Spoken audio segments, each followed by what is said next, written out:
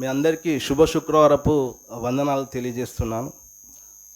యేసు ప్రభువారు సిలువలో పలికిన రెండో మాట లూకా సువార్త 23వ అధ్యాయము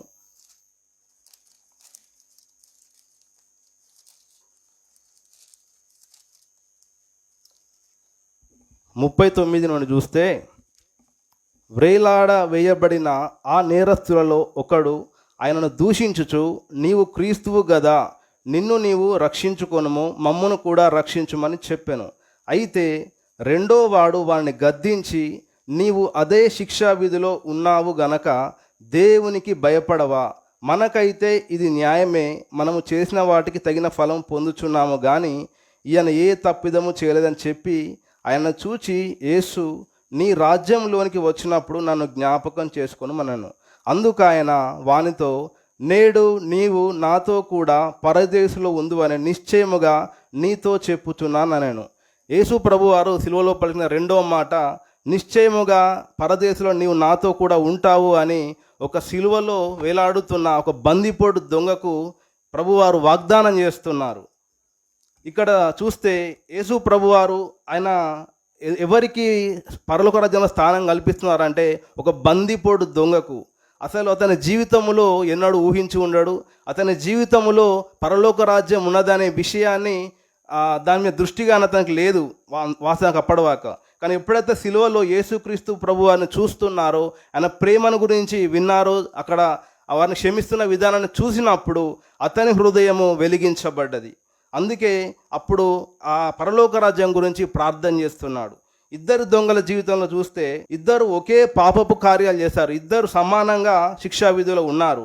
కానీ ఇద్దరు మరి నిత్యరాజ్యానికి చేరలేదు, కానీ ఒక వ్యక్తి మాత్రమే చేరాడు. దానికి కారణం ఏంటంటే అతడు యేసు ప్రభువు ఈయన ప్రభు అని గుర్తించాడు మొట్టమొదటిగా. ఆ తర్వాత దేవునికి భయపడ్డాడు రెండవదిగా. మూడవదిగా చూస్తే పశ్చాత్తాపడ్డాడు. నాలుగవది చూస్తే పరలోక రాజ్యం గురించి ప్రార్థన చేశాడు. ఈ 4 క్వాలిటీస్ ఈ రెండో దొంగలో ఉన్నాయి. కానీ మొదటి దొంగలో చూస్తే అతనిలో పశ్చాత్తాపం లేదు, అతనిలో దేవుని భయం లేదు, అతనిలో పరలోక రాజ్యం గురించిన ఆ గ్రహింపు, ఆ దృష్టి లేదు. అందుకే వాళ్ళు ఇద్దరు కూడా అడిగారు. మొదటి దొంగ అడిగాడు కదా, నీవు క్రీస్తువు కదా, నిన్ను నువ్వు రక్షించుకో, నన్ను రక్షించుము. అంటే అతను అడిగిన విధానం ఏంటంటే శోధిస్తూ అడిగాడు. శోధిస్తూ నువ్వు నిజంగా రక్షకుడవు కదా, నన్ను కూడా రక్షించు. ఎలా రక్షించు? ఈ లోకం మట్టికే రక్షించమని అడిగాడు. కానీ రెండో దొంగ ప్రార్థన ఎలా ఉన్నదంటే విశ్వాసముతో, నాకు పరలోక రాజ్యం ఇవ్వండి ప్రభు అని ఒక శ్రేష్టమైన ప్రార్థన చేసినట్టుగా మనం చూస్తున్నాం. ఈ విధముగా ఇద్దరు దొంగల జీవితంలో నుండి మనం ఇప్పుడు నేర్చుకోబోతాం. వారి దృష్టి దేని మీద ఉన్నది అనేది మనం ఇప్పుడు గ్రహించాలి. మొదటి వ్యక్తి యొక్క దృష్టి ఏమో ఈ లోకం వరకే మాత్రమే ఉన్నది. ఈ లోకంలో నుండి ఒకవేళ ఆయన నిజంగా రక్షకుడు అయితే నన్ను ఈ లోకంలో తప్పించబడాలని మాత్రమే అడిగాడు. కానీ రెండవ దొంగ మాత్రము నిత్యరాజ్యం గురించిన ప్రార్థన చేశాడు. సో వీళ్ళ దృష్టి, ఒక వ్యక్తి దృష్టి ఏమో లోకం మీద ఉన్నది, ఒక వ్యక్తి దృష్టి ఏమో నిత్యరాజ్యమే ఉన్నది. ఈ ఇద్దరు దొంగల్లో నుండి వీటిని మనం గ్రహించగలుగుతున్నాం. కాబట్టి ఇప్పుడు మన దృష్టి దేని మీద ఉన్నది అనేది మనము ధ్యానించుకోవాలి, మనం అర్థం చేసుకోవాలి. మన దృష్టి ఇప్పుడు దేని మీద ఉన్నది? ఈ లోకం మీదనా లేక పరలోక రాజ్యం మీద మన దృష్టి ఉన్నదా అని మనం ఒకసారి మనం పరిశీలన చేసుకోవాలి. అయితే ఈ మొదటి దొంగ వలె ఉన్న కొంతమంది జీవితాలు మనం పరిశీలన చేద్దాం ఈ సమయంలో. దానికి ముందు మొదటి కొరింథీ పత్రిక 15వ అధ్యాయం 19వ వచనంలో చూసినట్లయితే, ఈ జీవిత కాలం మట్టుకే మీరు క్రీస్తునందు నిరీక్షణ ఉంచిన ఎడల మనుషులందరికంటే దౌర్భాగ్యులై ఉందురు అని దేవుని వాక్యం తెలియపరుస్తున్నది. ఈ లోకం కొరకే, అంటే యేసు ప్రభు వారి లోకానికి వచ్చింది ఎందుకంటే మనకు నిత్యరాజ్యం ఇవ్వడానికి ఈ లోకానికి వచ్చాడు తప్ప ఈ లోకంలో ఏదో గొప్పగా బ్రతకడానికి, ఆయనను అలా ఉపయోగించుకోవడానికి దేవుడు ఈ లోకానికి మన కొరకు ప్రాణం పెట్టలేదు. అంత అవసరం లేదు. ఈ లోకంలో మనకి ఆయన కావాలంటే ప్రాణం పెట్టాల్సిన అవసరం లేదు. కానీ ప్రాణం ఎందుకు పెట్టాడు, వెల ఎందుకు చెల్లించబడిందంటే మనల్ని పరలోక రాజ్యం తీసుకెళ్ళడానికి ఆయన ప్రాణం పెట్టాడు, ఆ వెల చెల్లించాడు. దాని ఖరీదు ఆయన ప్రాణం. ఎందుకు అంటే పరలోక రాజ్యంలో స్థానం మనకు కల్పించడానికి ఆయన ప్రాణం బలిగా అర్పించాడు. కానీ చాలా వరకు కొంతమంది జీవితంలో మనం చూస్తే ఎలా ఉన్నారంటే, ఉదాహరణకు గేహాజీ జీవితంలో మనం చూస్తే 2వ రాజుల గ్రంథము 5వ అధ్యాయం 20వ వచనంలో చూస్తే, 20-27 వరకు చూస్తే ఎలీషాకు నమ్మకమైన దాసుడుగా ఉన్నాడు గేహాజీ. నమ్మకమైన వాడుగా ఉండి ఎలీషా దగ్గరికి వచ్చే ప్రతి ఒక్క ఎవరైనా కలవడానికి వచ్చినప్పుడు అతను ఎదుర్కోవడానికి మొట్టమొదటి ఎవరిని కలవాలంటే గేహాజీని కలవాలి. గేహాజీ ఎలీషాకు మధ్యవర్తిగా ఉండి ప్రతి పనిలో అతనికి నమ్మకస్తుడిగా ఉన్న వ్యక్తి. అయితే ఒక సమయంలో నయమాను అనే ఒక రాజు వచ్చినప్పుడు ఆ రాజు మరి తను పొందుకున్న మేలును బట్టి కృతజ్ఞత అర్పించాలన్న ఉద్దేశం కలిగి ఉన్నాడు. అయితే ఎలీషా దాన్ని వద్దని చెప్పాడు. ఎలీషా వద్దన్నప్పుడు గేహాజీ కూడా వద్దని చెప్పాలి. కానీ అలా కాకుండా దాని మీద దృష్టి పెట్టి తన యొక్క యజమానుడు వద్దన్న దాన్ని మరి తృణీకరించాల్సింది పోయి దాని మీద దృష్టి పెట్టాడు. ఏమని? దేని మీద? ఆ వెండి మీద, ఆ వస్త్రాల మీద మనసు పెట్టి దాని మీద దృష్టి పెట్టి అతను వాటి కొరకు పరిగెత్తాడు. చివరికి తీసుకొని వచ్చాడు. మరలా ఏం తెలియనట్టుగా నయమాన్ దగ్గర ఉన్నాడు. అదంతా తెలుసు మన ఎలీషా గారికి తెలుసు. ఆ తర్వాత అడిగినప్పుడు మరలా అబద్ధం చెప్పాడు. ఆ తర్వాత అతను చూస్తే కుష్ఠరోగంతో అక్కడ నుండి వెళ్ళిపోయాడు. ఇతని దృష్టి ఏలియా తర్వాత ఎలీషా తర్వాత గేహాజీ ఉండవలసిన స్థానం. దేవుడు అటువంటి స్థానం ఇస్తే గేహాజీ ఈ లోక సంబంధమైన వెండి మీద, ఈ లోక సంబంధమైన ఆ యొక్క వస్త్రాల మీద మనసును దృష్టిని పెట్టుకొని వాటిని వెంబడించి తనకున్న స్థానాన్ని పోగొట్టుకొని ఆ విధంగా కుష్ఠవ్యాధితో బయటికి వెళ్ళిపోయాడు. ఆ విధంగా గేహాజీ జీవితంలో మనం చూస్తున్నాం.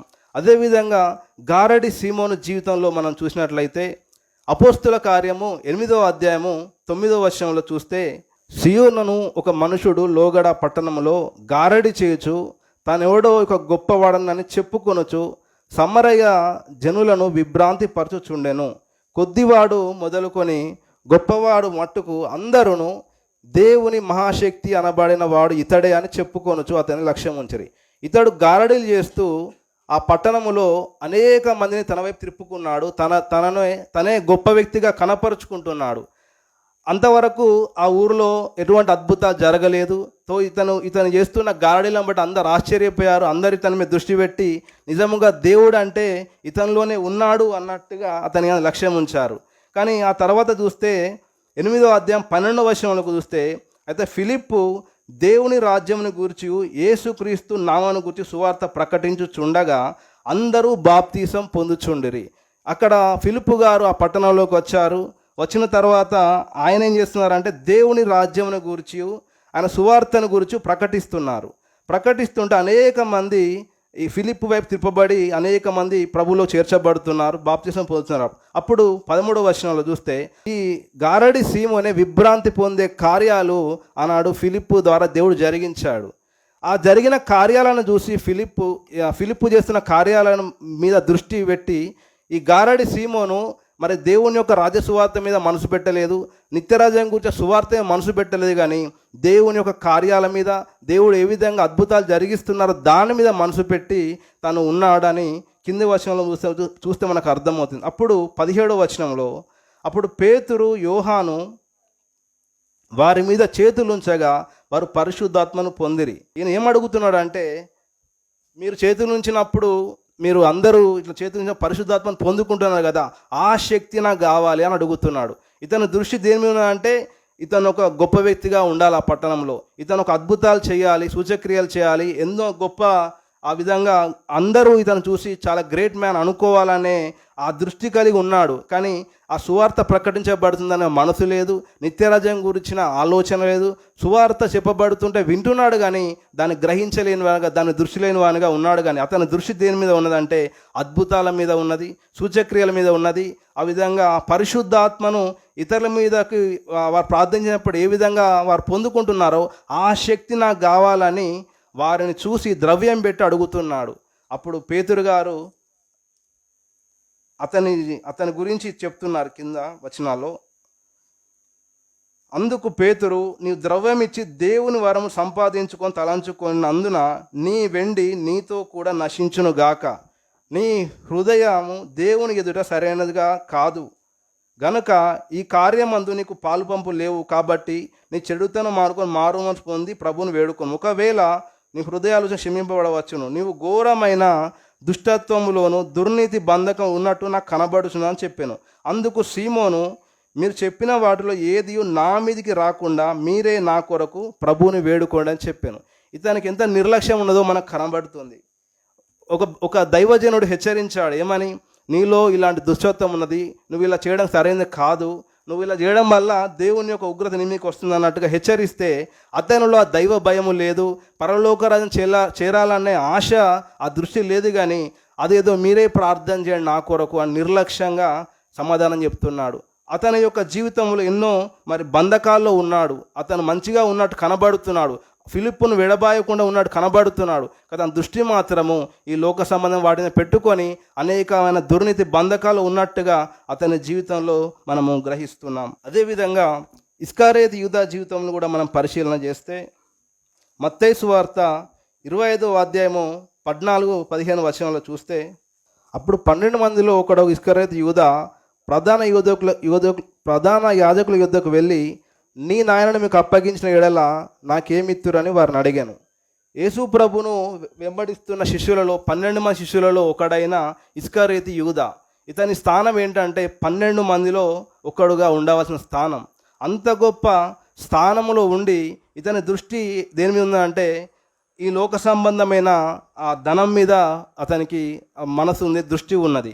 దేవుని వెంబడిస్తున్నాడు, దేవుడు చెప్పిన మాటలను వింటున్నాడు, కానీ దానిని లక్ష్యం ఉంచక అతని దృష్టిని ఈ లోక సంబంధమైన వాటి వైపు పెట్టుకొని ఈ లోక సంబంధమైన వాటిని ఎలా సంపాదించుకోవాలని యేసు ప్రభునే పట్టించడానికి కూడా అటువంటి ఆలోచనల చేత ప్రేరేపించబడి దాని పట్ల ఆసక్తి కలిగి ఇతనే వాళ్ళ దగ్గరికి వెళ్ళి, నేను పట్టిస్తే నాకు ఏమిస్తారని అడుగుతున్నాడు. అతని దృష్టి దేని మీద ఉందంటే పరలోక రాజ్యం మీద లేదు. ఈయన ప్రభువు, ఈయన రక్షకుడు అని గొప్ప స్థానంలో నన్ను దేవుడు పెట్టాడని లేదు, కానీ ఈ లోక సంబంధం నశించిపోయే వాటి వైపుమే తన దృష్టి ఉన్నది. కాబట్టి అతని జీవితంలో చూస్తే అతను ఆ యొక్క ధనాన్ని పొందుకున్న తర్వాత కూడా యేసుక్రీస్తు ప్రభు శిలువ యాగము అయిన తర్వాత ఎంతో పశ్చాత్తాపడి అక్కడ ఉరేసుకొని చనిపోయినట్టుగా దేవుని వాక్యం తెలియపరుస్తున్నది.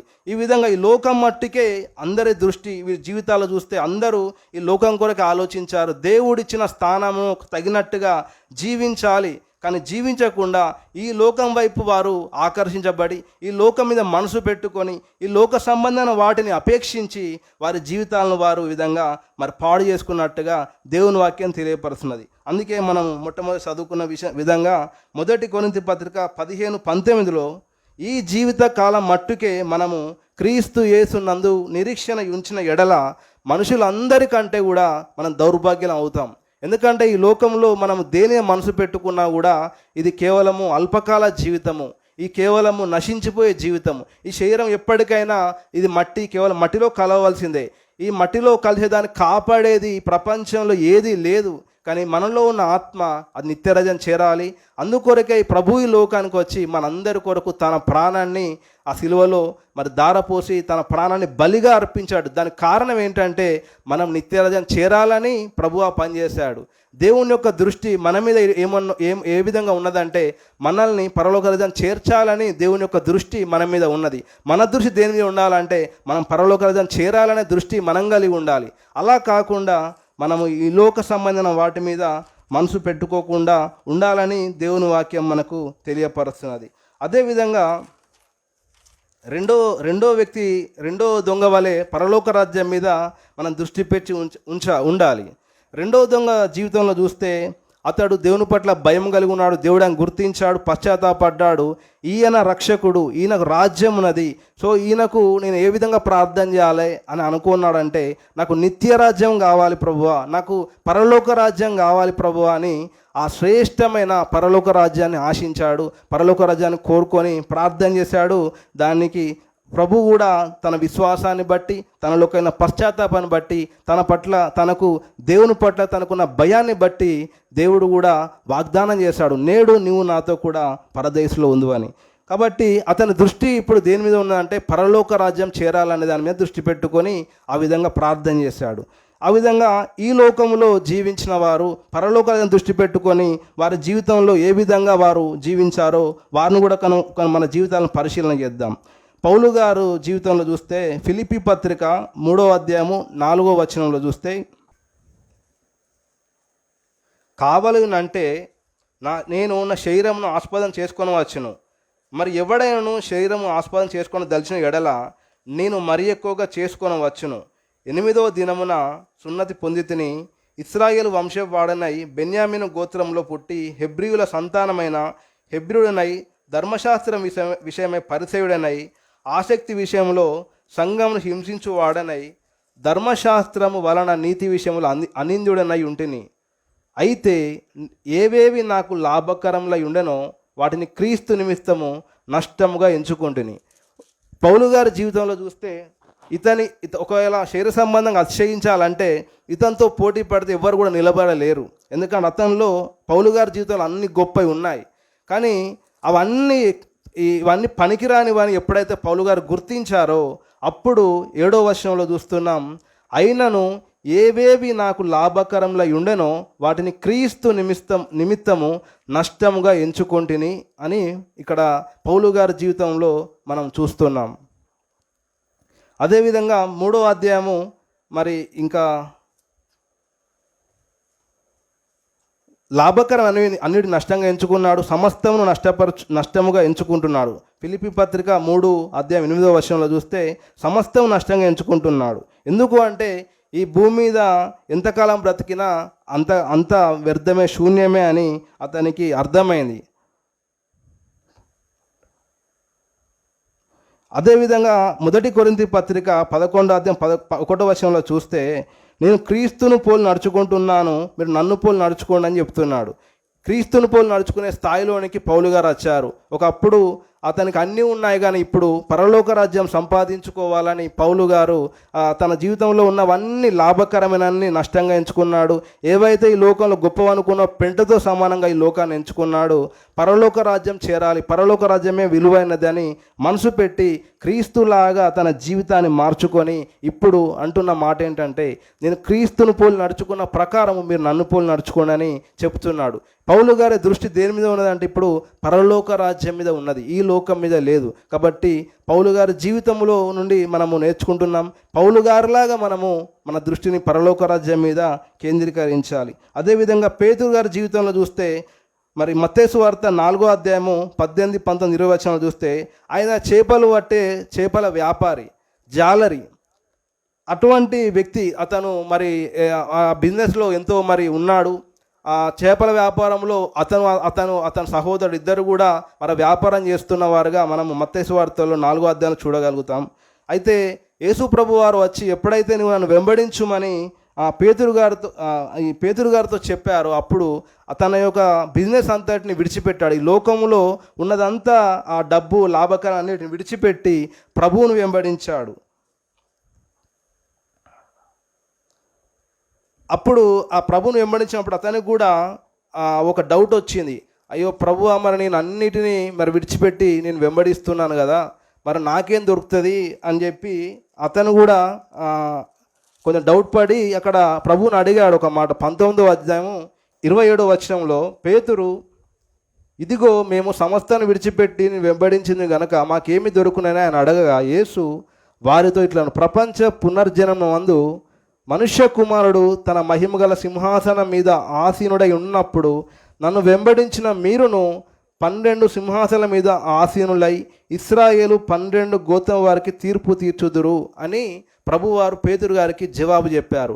అప్పుడు మరలా పేతురు గారు అప్పటి నుండి ఇంకా ఎక్కువగా ప్రభును మరి వెంబడించి పరలోక రాజ్యం కొరకు నేను బ్రతకాలని తన ప్రాణాన్ని సైతం లెక్క చేయకుండా సువార్త పరిచర్య విషయంలో, దేవుని కార్యాల విషయంలో ఎంతో ఆసక్తిగా ఆ పేతురు గారు మరి తన యొక్క పరిచర్యం చేసినట్టుగా మనం చూస్తున్నాం. అదేవిధంగా మోషే గారి జీవితంలో చూస్తే నిర్గమకాండంలో ఈ మోషే గారి జీవితం ఉంటుంది. తర్వాత హెబ్రీ పత్రిక 11వ అధ్యాయము 24, 25 వచనాలు చూస్తుంటే, మోషే పెద్దవాడైనప్పుడు విశ్వాసమును బట్టి ఐగుప్తు ధనము కంటే క్రీస్తు విషయమైన నింద గొప్ప భాగ్యమని ఎంచుకొని అల్పకాలము పాపభోగం అనుభవించుట కంటే దేవుని ప్రజలతో శ్రమ అనుభవించటం మేలని యోచించి ఫరో కుమార్తె యొక్క కుమారుడని అనిపించుకొనుటకు ఒప్పుకొనలేదు. ఏలయనగా అతడు ప్రతిఫలంగా కలుగబో బహుమానం యందు దృష్టి ఉంచెను. ఇతడు ప్రతిఫలంగా కలగబోయే బహుమానము ఏంటంటే పరలోక రాజ్యంలో నాకు గొప్ప స్థానం ఉంటుంది, దేవుని మాట వింటే నాకు లాభం ఉంటుంది. కానీ ఈ లోకంలో నేను ఫరోకు కుమారుడుగా ఉంటే ఈ లోకంలో ఎన్ని అనుభవించినా మరలా తిరిగి చనిపోవాల్సిందే. ఈ లోకంలో సకల ఐశ్వర్యాలు ఒకవేళ అనుభవించే అవకాశం ఉన్నప్పటికీ అవి ఎందుకు నాకు పనికిరావు కదా అని అతని దృష్టి, అతని జ్ఞానం పరలోక రాజ్యం ఉన్నది కాబట్టి దాన్ని తిరస్కరించగలిగాడు.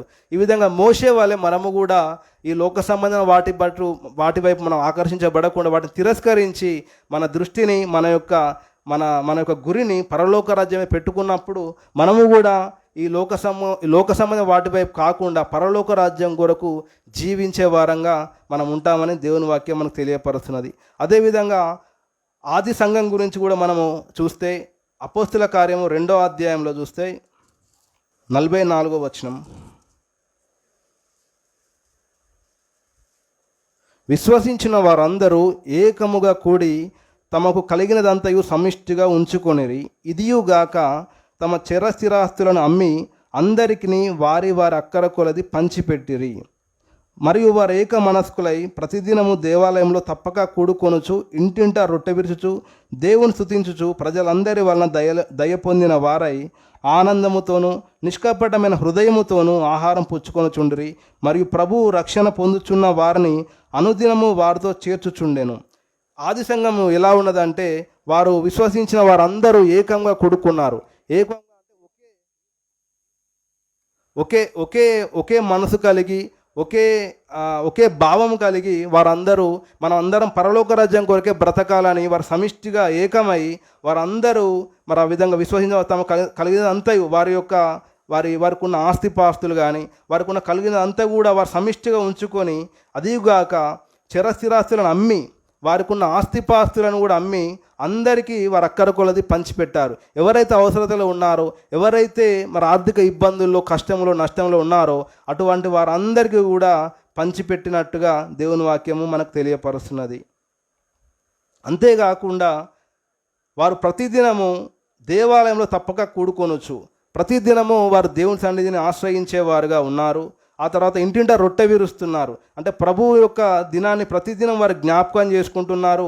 ప్రభు బల్లలో పాలు పొందుతున్నారు. అంటే పాలు పొందుతారంటే వారి ప్రతిదినము వారు సరి చేసుకుంటున్నారు. వారి లోపాలను తొలగించుకుంటూ ప్రభు బలలో ఆ విధంగా వారు పాలు పొందుతున్నట్టుగా మనం అర్థం చేసుకోవాలి. దేవుణ్ణి స్తుతిస్తున్నారు.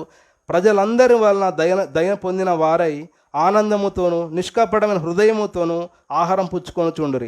వారు ఎంతో ఆనందంతో నిష్కపటమైన హృదయంతో ఉన్నారు. ఎందుకంటే వారి గమ్యం ఏంటంటే మేము పరలోక రాజ్యం చేరుతాము, మేము ఇంతకంటే మరి శ్రేష్టమైనది పొందుకొని అక్కడ వీటిని సంపాదించుకుంటామని వారు ఆ విధంగా అటువంటి భావం కలిగి, అటువంటి విశ్వాసము కలిగి, ఆ దృష్టి కలిగి వారు ఆ విధంగా చేస్తున్నట్టుగా మనము ఇక్కడ చూస్తున్నాము. అదేవిధంగా హెబ్రీ పత్రిక 10వ అధ్యాయము 34వ వచనంలో చూస్తే, ఎలాగనగా మీరు ఖైదులో ఉన్నవారిని కరుణించి మీకు మరీ శ్రేష్టమైనది స్థిరమైనది నేను స్వాస్థ్యం ఉన్నదని ఎరిగి మీ ఆస్తిని కోల్పోటకు సంతోషంగా ఒప్పుకుంటురి. వారు ఎందుకు ఒప్పుకుంటున్నారంటే మీకు మరీ శ్రేష్టమైనది స్థిరమైనది స్వాస్థ్యం ఉన్నదని ఎరిగారు కాబట్టి వారు అవన్నీ అమ్ముకొని మరి ఆ విధంగా నష్టపరచుకోవడానికి వారి యొక్క మరి ధనాన్ని మరి ఖర్చు చేయడానికి వారు ఒప్పుకున్నట్టుగా, సంతోషంగా ఒప్పుకున్నట్టుగా దేవుని వాక్యం ఇక్కడ మనకు తెలియపరుస్తున్నది. కాబట్టి ఆది సంఘం కూడా వారు ఏదో ఈ లోకంలో ఏదో చెయ్యాలి అని ఉద్దేశంతో చేయట్లేదు. ప్రజల ముందు వారు ఏదో ఇట్లా చేస్తే మనకు మంచి పేరు వస్తుందని చేయట్లేదు. కానీ దీని ద్వారా పరలోక రాజ్యంలో మాకు మేము అక్కడ ధనం సమకూర్చుకుంటున్నాము, అక్కడ మాకు ఎన్నో విలువైన వస్తాయి అని చెప్పి వాళ్ళు అటువంటి ఆలోచన కలిగి ఉండి వారికి పనిచేస్తున్నట్టుగా మనం చూస్తున్నాం వాక్యంలో. కాబట్టి మనము ఇప్పుడు మొదటి దొంగ వలె ఈ లోకం కొరకైనా వాటి కొరకు ప్రార్థించే వారంగా, అడిగే వారం, భక్తి చేసే వారంగా ఉన్నామా? లేక రెండవ దొంగ వలె నిత్యరాజ్యం మీద మనసు పెట్టి నిత్యరాజ్యం ఇచ్చే దేవుణ్ణి మనం పట్టుకొని మనము ఈ లోకం ఉన్న వాటి కొరకు మరి ఆశించే వారంగా, భక్తి చేసే వారంగా ఉంటున్నామని మనల్ని మనం ఒకసారి పరిశీలన చేసుకోవాలి, మనం పరీక్షించుకోవాలి. 2వ కొరింథీ పత్రిక 13వ అధ్యాయము 5వ వచనంలో చూస్తే, మీరు విశ్వాసం గలవారై ఉన్నారో లేదో మిమ్మును మీరే శోధించుకొని చూచుకొనుడి, మిమ్మును మీరే పరీక్షించుకొనుడి. మీరు భ్రష్టులు కానిడలా యేసుక్రీస్తు మీలో ఉన్నాడని మిమ్మల్ని గూర్చి మీరే ఎరుగుదురు కదా. విశ్వాసం గలవారై ఉన్నారో లేదో మిమ్మల్ని మీరే శోధించుకోండి అని దేవుని వాక్యం తెలియపరుస్తున్నది. మన విశ్వాసం ఈ లోకం మీద ఉన్నదా లేక పరలోక రాజ్యం మీద ఉన్నదా? మనం ప్రార్థించేది ఈ లోకం కొరక లేక పరలోక రాజ్యం కొరక అని మన విశ్వాసం సరైనదే కాదా అని మనల్ని మనం పరిశీలన చేసుకోమని దేవుని వాక్యము మనకు తెలియపరుస్తున్నది. పరీక్షించుకోవాలి, మన క్రియలు ఎలా ఉన్నాయి, మన క్రియలు దేవునికి ఇష్టకరంగా ఉంటున్నాయా, దేవునికి వ్యతిరేకమైనగా ఉంటున్నాయా అని మనం పరీక్షించుకోవాలని దేవుని వాక్యము మనకు తెలియపరుస్తున్నది.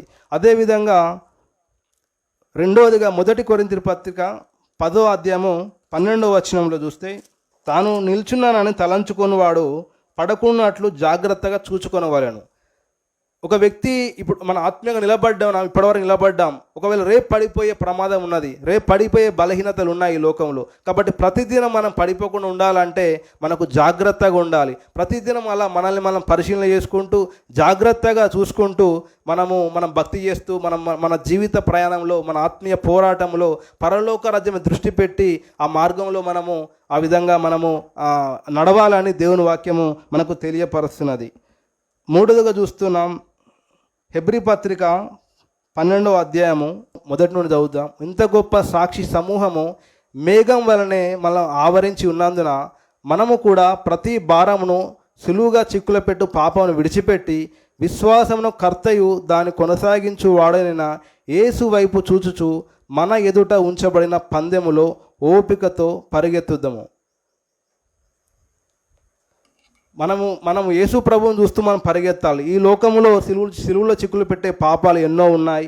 ఈ లోకంలో ఉన్న వాటిని మనం అన్నీ పట్టించుకోకుండా మనం క్రీస్తు వైపు చూస్తూ క్రీస్తు మీద దృష్టి పెట్టి మన యొక్క పరుగు పందెంలో ఇప్పుడు మన పరుగులో ఉన్నాము. కాబట్టి మన పరుగు ఎక్కడికంటే పరలోక రాజ్యం కొరకు ఆ గురి కలిగి యేసు వైపు మనం చూస్తూ మన లోకాన్ని పట్టించుకోకుండా లోకం వైపు చూడకుండా ప్రభు మీద దృష్టిని కేంద్రీకరించి ప్రభు మనకిస్తున్న అవకాశాలు ఆత్మ సంబంధం వాటి కొరకు ఉపయోగిస్తూ ఆ విధంగా మనం భక్తి చేస్తూ ప్రార్థన చేస్తూ ప్రభు చెప్పినట్టుగా జీవిస్తూ మనం పరలోక రాజ్యము చేరాలని దేవుడు మనకి వాక్యం తెలియపరుస్తున్నారు. దేవుడు ఈ వాక్యమును దీవించునుగాక. ప్రార్థన చేసుకుందాం.